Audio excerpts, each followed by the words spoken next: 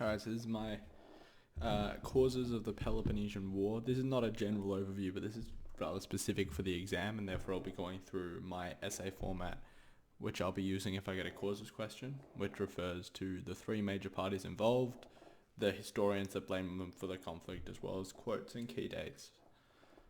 So Athens being responsible is a key attributing factor.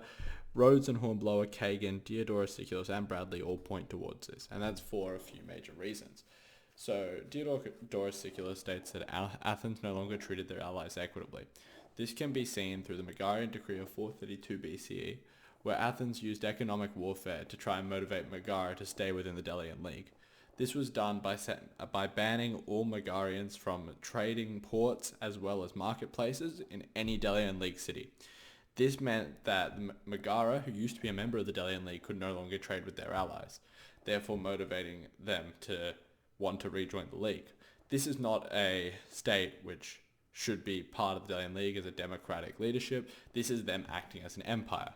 Now, Cleon states that democracy is incapable of empire, and this is seen through the constant revolts, as seen in Megara leaving and Aegina revolting against Athens as well as Potidaea. So then the issue with Aegina in 445 BCE is that they wanted to leave the Delian League after they're finished in conflict with the First Peloponnesian War, which ended in 445 BCE. And Aegina wanted to be redistributed and wanted to become independent, yet Athens never recognized this in future situations, even though they went in and conquered Aegina later on, which actually proves their actions as an empire and their, quote, aggressive imperialism, which is from Hornblower. Now, Potidaea in 432 was the final conflict, which kind of sparked discussion amongst the Peloponnesian League for starting war. And that was the revolt of Potidaea against Athens. It was another member of the Delian League, or quote, Athenian Empire, by Hornblower, and they were supported by Corinth. Now, Corinth incited the revolt, but Athens came through and squashed it, which was another act which the Peloponnesian League deemed offensive. The presence of Corinthian members in there means that the 30-year peace was voided by this action as well. So on the other side of the conflict is the Spartans. Now, Spartan blame is come down to Buckley and Destaqua, who both believe that Sparta was to blame for the war.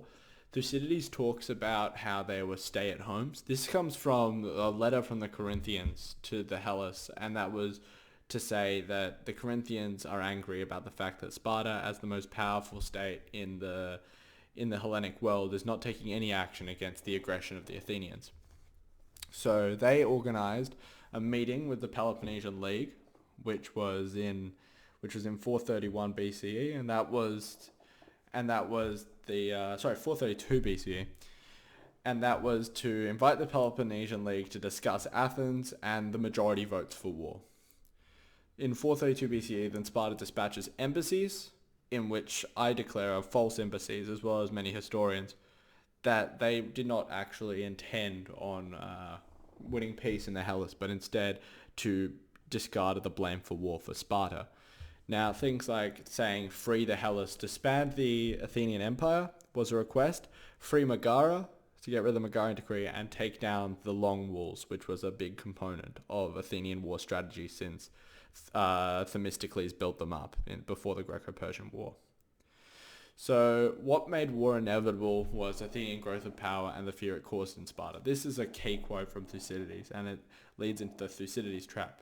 However, the Spartans focused on grounds of complaint, and what this means is that although Sparta may seem like the innocent party here, they were the ones that were actually aiming at war, but trying to avoid blame and therefore maintain their status as the good guys in the situation. The fact that the vote for war was carried by such large majority reveals the bitterness and resentment towards the Athenians, and I think that that is key, for it means that the Peloponnesian League were angry at the situation, and Sparta's lack of action makes them more angry, and this is what leads to Thebes actually attacking an Athenian colony, causing the war because of fear that Sparta would fail to act further. So this is Corinth's responsibility. See, Pomeroy says that Corinth played a large part. So Pomeroy is the key advocate for Corinth being considered the main party involved. This is because of their pressuring of the Spartans. So in that same letter that we spoke about earlier, that stated that the Corinth talked to the Hellenic world about this. They stated that they would, quote, seek alternate alliances if they weren't adequately supported by Sparta. So Corinth was a key ally of Sparta in the First Peloponnesian War, and they were also a key ally of Sparta throughout history. Now the problem here was that Sparta wasn't acting and defending Corinth, and as the most powerful city-state in the Hellenic world, they held a responsibility to do so. So Corinth saw no value in their partnership if they didn't act. But the problem is Corinth was also aggressive in all the situations that we talked about with Athens. So in Corcyra, which was the colony of Corinth, Corcyra was a colony of Corinth, and Corcyra itself had a colony named Epidamnos. Now Epidamnos came out and tried to revolt against Corcyra, and Corinth came and supported them, which is an independent issue, and so they shouldn't have been there, which is why Pomeroy says, quote, Corinth was the aggressor at Corcyra. Now, in doing so, they connected Corcyra with Athens, as Corcyra reached out to Athens for their support, stating that if Corcyra and Athens came together, they would have the most powerful navy in the Hellenic world, which they did, because Corcyra had an incredibly strong navy themselves. So therefore, Corinth ends up in conflict with Athens, which are the two of the three major powers in the Hellenic world. And they are supposedly the aggressor there. Because Corinth was also involved in Potidaea, as they incited the revolt of Potidaea.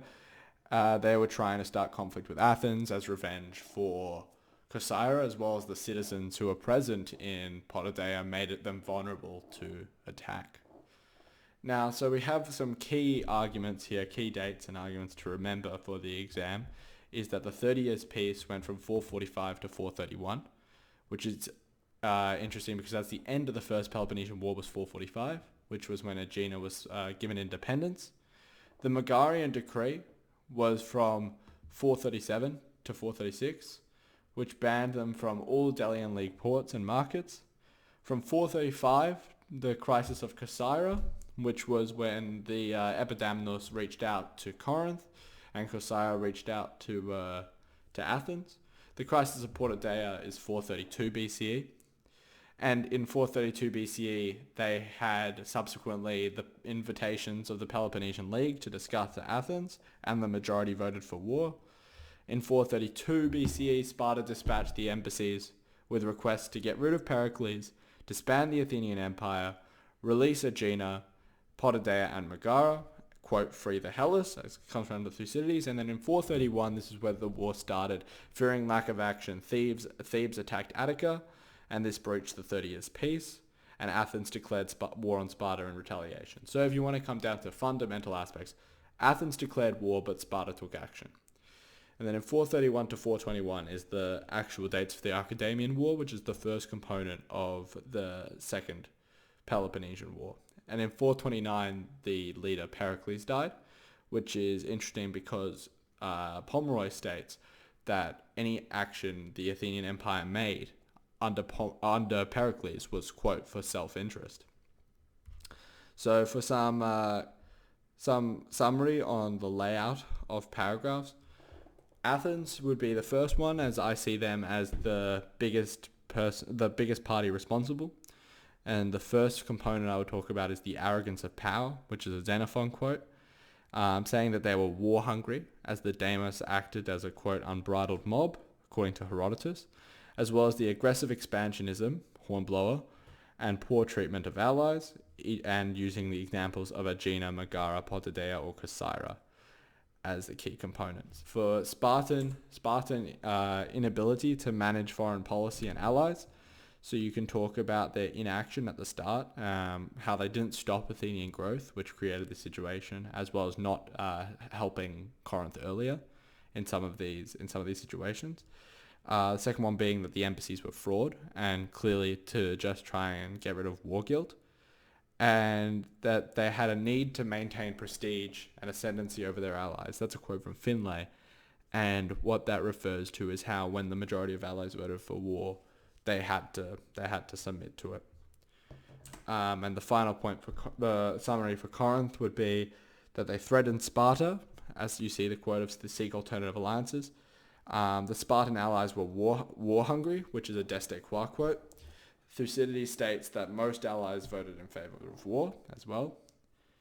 There's a lot of hatred of Athens, as the Boeotians were furious and demolished Panactum, which is a Pomeroy quote.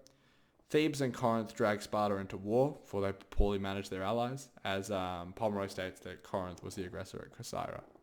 But Kagan does state that Corinth itself could not drag them into war, and therefore it is a cumulative effect. And I think that's the key component that needs to be talked about in the essay, is that it's a cumulative effect of all of these, and it's a good thing to remember when writing it up.